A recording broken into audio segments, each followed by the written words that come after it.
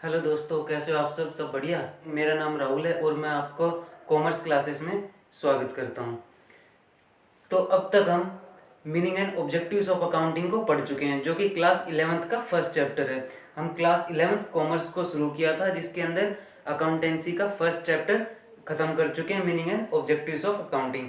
अब हम उसी का सेकेंड चैप्टर, जो कि है बेसिक अकाउंटिंग टर्म्स, उनको शुरू करते हैं।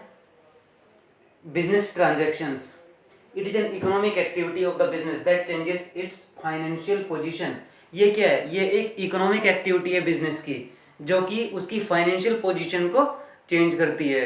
मीन्स बिजनेस ट्रांजैक्शन में वो सारे के सारे ट्रांजैक्शंस आ जाते हैं, वो सारे के सारे इकोनॉमिक ट्रांजैक्शंस आ जाते हैं, वो सारे के सारे फाइनेंशियल ट्रांजैक्शंस आ जाते हैं, जिसकी वजह से बिजनेस की फाइनेंशियल पोजीशन में कुछ चेंज आता है। मीन्स उसकी कैपिटल में, उसके एसेट्स में, उसकी लायबिलिटीज में कुछ चेंज आता है। ऐसे फाइनेंशियल ट्रांजैक्शंस को ही हम बिजनेस ट्रांजैक्शन कहते हैं।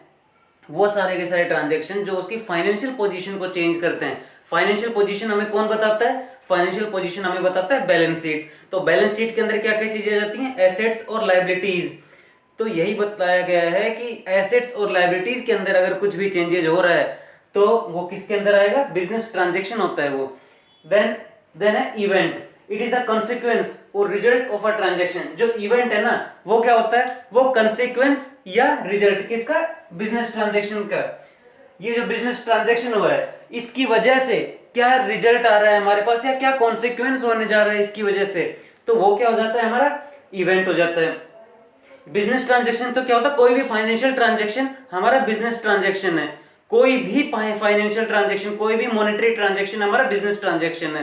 बट वहीं पे इवेंट क्या हो जाता है? उस बिजनेस ट्रांजैक्शन की वजह से जो आपकी बिजनेस के अंदर कुछ ना कुछ कॉन्सिक्वेंसेस हुए हैं, कोई रिजल्ट आपको मिला है, वो क्या है? एक इवेंट है। जैसे आपने 50,000 की सेल की, आपने 50,000 का माल बेच दिया और उस बेचने की वजह से आपको 10,000 का प्रॉफिट हुआ। जो ये 10,000 का प्रॉफिट हुआ है, ये क्या है? ये आपका क्या है? रिजल्ट है। ये आपको रिजल्ट मिला है। तो यही क्या होता है? आपका इवेंट होता है। Then account, it is a record of all business transactions relating to a particular person और आइटम। जो अकाउंट है वो क्या है?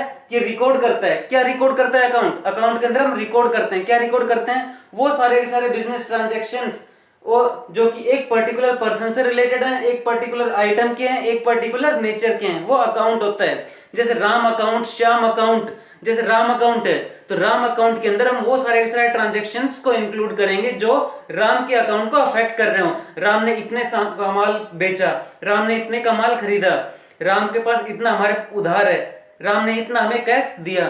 तो ये सारे किसमें है? राम के अकाउंट के अंदर। तो अकाउंट क्या है? It is a record of all business transactions relating to a particular person और आइटम।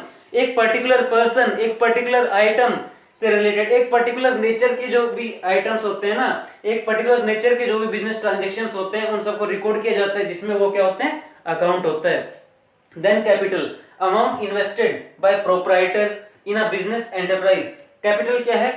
वो अमाउंट जो कि एक प्रोप्राइटर के द्वारा, एक ओनर के द्वारा अपनी बिजनेस में लगाया जाता है। बिजनेस स्टार्ट करने के लिए, बिजनेस शुरू करने के लिए प्रोप्राइटर मींस जो कि ओनर है, वो खुद कितनी कैपिटल लेके आ रहा है, कितना बिजनेस के अंदर रुपए लगा रहा है, वो आपका क्या है? वो कैपिटल है। इसको ओनर्स इक्विटी, नेटवर्थ और नेट एसेट्स भी कहते हैं। क्या कहते हैं इसको? ओनर्स इक्विटी, नेटवर्थ और नेट एसेट्स भी कहते हैं। और कैपिटल का अगर हम फॉर्मूला देखें तो ये क्या होता है? Assets minus liabilities.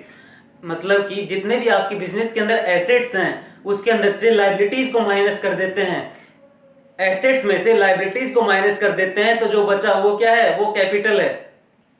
तो एक बिजनेस को चलाने के लिए जो अमाउंट एक प्रोप्राइटर के द्वारा, एक ओनर के द्वारा अपनी बिजनेस के अंदर लगाया जा रहा है, वो क्या है? कैपिटल है। वो खुद की कैपिटल भी ला सकता है, मतलब कि जो खुद उसने अब तक रुपए जोड़े होंगे, जो खुद अब तक उसने कमाया है, वो भी लगा सकता है, या कहीं से उधार लेके भी लगा सकता है।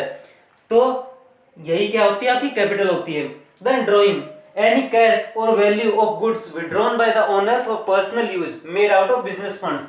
ये क्या है? कोई भी कैश या वैल्यू ऑफ गुड्स, या तो आपने कैश निकाल लिया बिजनेस से, या गुड्स निकाले बिजनेस से, किसके लिए? पर्सनल यूज के लिए। कहां से निकाले? बिजनेस फंड से।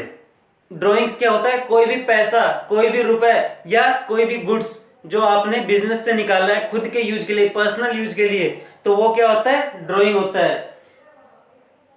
देन आता है liability, amount which the firm ओज टू आउटसाइडर्स। मतलब कि लायबिलिटी क्या होती है, जो फर्म ने उधार लिया हुआ है बाहर के लोगों से, वो क्या होती है, लायबिलिटी होती है, जो कि फर्म को कभी ना कभी इन फ्यूचर चुकाना है, उनको पे करना है, that the firm have to pay in the future. तो वो क्या होती है, लायबिलिटी होती है। जैसे bill payable, creditors, unpaid wages, bill pay, जैसे हमने किसी से सामान उधार पे लिया तो उसी के लिए एक प्रूफ होता है, वो क्या होता है, बिल पेबल होता है। क्रेडिटर्स, जिसको हमें रुपए पे करने हैं, किसी से हमने उधार लिए हुए हैं उनको पे करना है, वो क्रेडिटर्स। अनपेड वेजेस, हमारे यहाँ पे कुछ लोग काम करते हैं, लेबरर्स होंगे, एम्प्लॉइज होंगे, उनकी सैलरी हमने नहीं दी है, वो भी हमारी क्या है, लायबिलिटी है। लायबिलिटीज क्या होती हैं, एसेट्स में से कैपिटल को माइनस कर दो, जितने भी आपके एसेट्स हैं उसमें से जो आपकी कैपिटल है उसको माइनस कर दोगे तो क्या आएगा, लायबिलिटी आएगी। लायबिलिटी के टाइप्स देख लेते हैं। लायबिलिटी किस किस तरह की हो सकती हैं, internal liability, external liability, non current liability, current liability. Internal liability means जो फर्म का ओनर है, जो प्रोपराइटर है, उसको कुछ पे करना है बिजनेस ने। मतलब जो आपकी बिजनेस है, बिजनेस के नाम पे एक अलग अकाउंट बनता है, तो बिजनेस जो ओनर को, प्रोपराइटर को पे करेगी, वो क्या होता है, इंटरनल लायबिलिटी होती है। मींस ओनर ने जो कैपिटल बिजनेस के अंदर लगाई है, जो रुपए बिजनेस के अंदर लगाए हैं, तो वो बिजनेस को कभी ना कभी तो उस पर्सन को चुकाने होंगे, उस ओनर को चुकाने होंगे, तो वही क्या है, आपकी इंटरनल लायबिलिटी है। और उस कैपिटल के ऊपर जो इंटरेस्ट पे करना है बिजनेस ने, वो भी किस में आ जाएगा, इंटरनल लायबिलिटी में। एक्सटर्नल लायबिलिटी, जो बाहर के लोगों को आपको पे करनी है, वो क्या हो जाती है, एक्सटर्नल लायबिलिटी हो जाती है। जैसे बिल पेबल हो गए, क्रेडिटर्स हो गए, ये क्या है, बाहर के लोग हैं जिनसे आपने सामान लिया है कभी और उनको रुपए पे करने हैं, तो वो क्या है, बाहर के लोग हैं, उनको पे करना है, तो वो क्या होगी, external liability. Then non current liability means वो लायबिलिटी जो आपको 1 साल के बाद पे करनी है। मींस जो लंबे समय के लिए आपने किसी से उधार लिया है, जैसे हम बैंक से लोन लेते हैं तो क्या है, 5 साल 10 साल के लिए ले रहे हैं, तो वो क्या है, लॉन्ग टर्म लायबिलिटी है हमारी। और वहीं पे अगर हम 1 साल से कम के लिए लेते हैं, 1 साल से कम के लिए, तो वो क्या हो जाती है, हमारी शॉर्ट टर्म लायबिलिटी हो जाती है। Then current liability, current liability को ही हम शॉर्ट टर्म लायबिलिटी कहते हैं और नॉन करंट लायबिलिटी को हम लॉन्ग टर्म लायबिलिटी कहते हैं। तो जो करंट लायबिलिटी है वो क्या है, शॉर्ट टर्म लायबिलिटी है। मींस 1 साल से कम के लिए जो हमने किसी से उधार लिया हुआ है और उसको हमें 1 साल से पहले पे करना है, तो वो क्या हो जाती है, हमारी करंट लायबिलिटी होती है। हाँ तो बच्चों, अब तक हमने कुछ अकाउंटिंग टर्म्स को देखा, अब आगे थोड़ी बहुत अकाउंटिंग टर्म्स और देख लेते हैं। तो assets, anything which is in the possession और is in the property of a business enterprise including the amount due to it from others. तो एसेट्स क्या है, एसेट्स वो चीजें हैं जो एक बिजनेस एंटरप्राइज के पोसेशन में है, जो उसके अधिकार में है, और इन फ्यूचर जो जो चीजें उसको मिलने वाली हैं, जिसके ऊपर उसका अधिकार है, अभी तक उसको मिली नहीं है लेकिन मिलने वाली हैं। लाइक डेटर्स, उसने किसी को उधार पे सामान दिया तो क्या है, वो डेटर्स बन गए उसके, उनसे उनको कभी ना कभी रुपए मिलने हैं, तो क्या है, वो डेटर्स हैं उसके, तो वो क्या बन गया, उसके एसेट्स बन गए। Anything which will enable a business enterprise to get cash or a benefit in future is an asset। क्या कोई भी चीज जो एक बिजनेस एंटरप्राइज को फ्यूचर में कोई बेनिफिट दे या फ्यूचर में उसको कहीं ना कहीं से कैश मिले, तो वो क्या है, वो एक एसेट है। कोई भी चीज, कोई भी ट्रांजैक्शन जिसकी वजह से एक बिजनेस एंटरप्राइज को फ्यूचर में कोई बेनिफिट मिले या फ्यूचर में कोई कैश मिले, लाइक उसने किसी को सामान बेचा लेकिन उधार पे बेचा, तो वो उसके क्या बन गए, डेटर्स बन गए, और फ्यूचर में वो उसको क्या देंगे, कैश देंगे, मनी देंगे, तो वो क्या है, उसका एसेट है। और उसने कोई मशीनरी खरीदी है, जो आपकी बिजनेस है, बिजनेस एंटरप्राइज है, उसने एक मशीनरी खरीदी, तो वो उसको लॉन्ग टाइम के लिए एक बेनिफिट देगा, लंबे समय तक उसको कोई ना कोई बेनिफिट देने वाला है, तो ये क्या है, ये हमारा एक एसेट है। बिजनेस से कोई लैंड खरीदी है, कोई फर्नीचर खरीदा है, किसके लिए, अपने ऑफिस यूज के लिए, अपने एक बिजनेस सेटअप करने के लिए उसने लैंड खरीदी है, तो वो क्या है, उसको लंबे समय तक बेनिफिट देगा, तो इसलिए वो क्या है, वो उसका एक एसेट है, क्योंकि ये इन फ्यूचर उसको बेनिफिट देने वाला है, फ्यूचर में उसको बेनिफिट देने वाला है, इसलिए वो उसका क्या हो गया, एक एसेट हो गया। तो एसेट्स के कुछ एग्जांपल देख लेते हैं। कैश, हमारे पास जो रुपया पड़ा हुआ है वो भी क्या है, हमारा एसेट है। बैंक बैलेंस, जो हमारे पास कैश है, हमारा बैंक में बैलेंस है। हमारे पास स्टॉक्स मींस जो हम जिस सामान में हम डील कर रहे हैं उसके स्टॉक्स पड़े हुए हैं हमारे पास। हमारे पास फर्नीचर है, मशीनरी है, लैंड है, बिल्डिंग है, ये सब क्या है हमारे, ये हमारे एसेट्स हैं। एसेट्स के टाइप्स देखते हैं।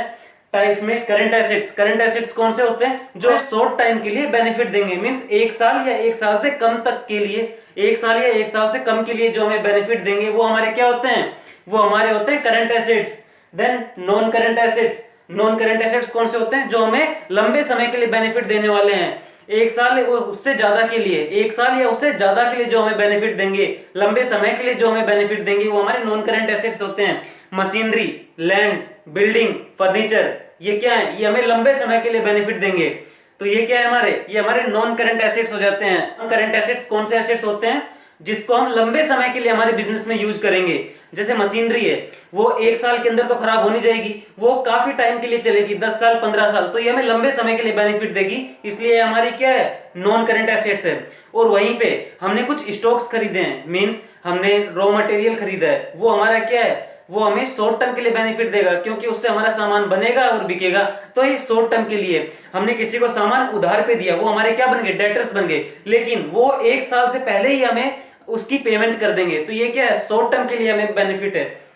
देन टेंजिबल एसेट्स, वो एसेट्स जिसको हम टच कर सकते हैं, छू सकते हैं, लैंड, बिल्डिंग, फर्नीचर, क्या है? इसको हम टच कर सकते हैं, तो ये टेंजिबल है। और वहीं पे इंटेंजिबल एसेट्स क्या होते हैं? जिनको हम टच नहीं कर सकते, जैसे ट्रेडमार्क हो गए, कॉपीराइट हो गया, हमारा पेटेंट हो गया, गुडविल होगी, इन सबको हम टच नहीं कर सकते हैं, बट ये हमारे क्या हो जाते हैं? इंटेंजिबल एसेट्स हो जाते हैं। तो ये हमने एसेट्स को जाना। अब expenditure, any disbursement of cash or transfer of property for the purpose of acquiring assets, goods or services, means कोई भी डिसबर्समेंट किसका? कैश का, या ट्रांसफर किसका? प्रॉपर्टी का। मींस हम कहीं पे कैश लगा रहे हैं, रुपए लगा रहे हैं, या हम प्रॉपर्टी ट्रांसफर कर रहे हैं ताकि हम एसेट्स खरीद पाए, गुड्स खरीद पाए, सर्विसेज खरीद पाए।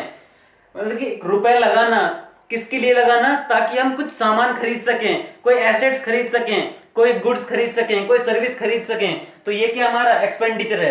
एक्सपेंडिचर हमारे 3 टाइप्स के होते हैं: capital expenditure, revenue expenditure and deferred revenue expenditure. जो कैपिटल एक्सपेंडिचर है, ये कौन से एक्सपेंडिचर होते हैं? Any expenditure which is incurred in acquiring और increasing the value of fixed assets, means ऐसे एसेट्स की वैल्यू को इंक्रीज करना जो हमें लॉन्ग टाइम के लिए बेनिफिट देंगे, लंबे समय के लिए बेनिफिट देंगे, वो किसमें आ जाता है? Capital expenditure. मींस कहीं पे हम रुपए इन्वेस्ट कर रहे हैं, लगा रहे हैं, हमारा एक्सपेंडिचर हो रहा है ताकि हम लंबे समय के लिए उसका बेनिफिट ले सकें, तो वो क्या हमारा? कैपिटल एक्सपेंडिचर है। जैसे हमने मशीनरी खरीदी, तो ये हमारा क्या है? कैपिटल एक्सपेंडिचर है। It yields benefit over a long period, hence return in assets. ये क्या है? ये हमें लंबे समय के लिए बेनिफिट देता है, और इसीलिए हम इसको एसेट्स के अंदर लिखते हैं। फिर आता है revenue expenditure, full benefit of which received during one accounting period. Revenue expenditure क्या होता है? कहीं पे हमने एक्सपेंड किया है, रुपए लगाए हैं, लेकिन उसका बेनिफिट सिर्फ हमें 1 साल के लिए मिलेगा, वो हमारा क्या है? रेवेन्यू एक्सपेंडिचर है। It does not increase the earning capacity of the business but only helps in maintaining the existing earning capacity। जो रेवेन्यू एक्सपेंडिचर है वो अर्निंग कैपेसिटी को नहीं बढ़ाता, जो कैपिटल एक्सपेंडिचर है वो तो आपका अर्निंग कैपेसिटी को बढ़ाता है, क्योंकि आप कोई मशीनरी खरीद रहे हो तो उससे क्या हो रहा है? उससे आपकी प्रोडक्टिविटी बढ़ेगी और आप ज्यादा सामान बना पाओगे, तो इससे क्या होगी? अर्निंग कैपेसिटी आपकी बढ़ रही है। और वहीं पे जो रेवेन्यू एक्सपेंडिचर है वो आपकी अर्निंग कैपेसिटी को नहीं बढ़ाता है, सिर्फ उसी साल के लिए, मींस ये आपकी अर्निंग कैपेसिटी को सिर्फ मेंटेन करके रखता है कि मशीनरी है वो खराब हो गई और उसको ठीक करने के लिए जो आपने उसमें इन्वेस्ट किया, जो रुपए लगाए उसको ठीक करने के लिए, जो उसमें आपने रिपेयर्स किए हैं और उसके ऊपर जो रुपए लगे वो आपके रेवेन्यू एक्सपेंडिचर में आएगा, क्योंकि ये सिर्फ आपकी अर्निंग कैपेसिटी को मेंटेन कर रहा है। देन जो लास्ट है वो हमारा deferred revenue expenditure which are revenue in nature but the benefit of which is likely to be derived over a number of years। means जो एक्सपेंडिचर है ना, जो डेफर्ड रेवेन्यू एक्सपेंडिचर है वो हमारे रेवेन्यू नेचर के होते हैं।